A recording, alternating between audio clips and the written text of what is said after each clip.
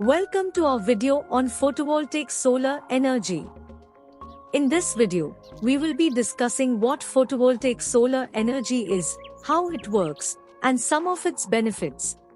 Solar energy is a renewable energy source, so it will not run out in the near future. The amount of solar energy that reaches the Earth's surface in an hour would be enough to meet humanity's energy needs for an entire year. It is also possible to use solar energy in households. Solar thermal collectors form a pipe system with a large surface and with a pump that circulates water mixed with antifreeze.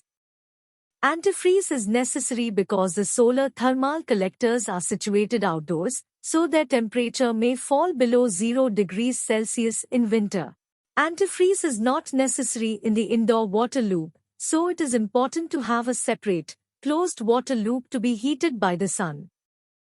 Solar thermal collectors are usually black so they absorb heat more efficiently and do not reflect it. The pipe system is placed behind a transparent glass surface, allowing light to pass but preventing the hot water from cooling quickly. A non-transparent insulating material is placed under the pipe system.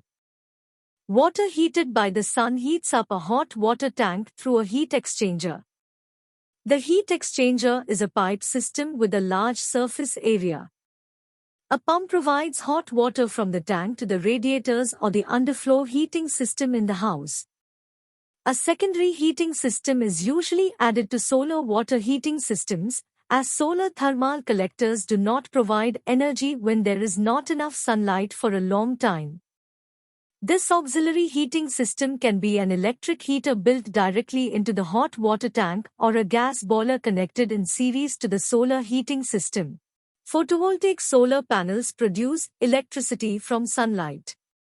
In order for devices in our homes to use the low-voltage direct current from the solar panels, we need an inverter to transform it into alternating current with the right voltage and frequency. Photovoltaic solar panels are a widely used source of energy, but one disadvantage is that they only provide electricity when the sun is shining. This problem can be solved in two ways. In standalone systems, the electrical energy that has been generated but remains unused is stored in batteries, which then provide electricity when the sun is not shining. The other solution involves a grid-tied system that feeds the generated electricity back into the electrical grid. We only need to pay for the difference between the energy produced and the energy used. The standalone system is more expensive, but it is worth using in locations where there is no electrical grid. With the drop in battery prices, hybrid systems, which combine the benefits of both systems, will become more widespread.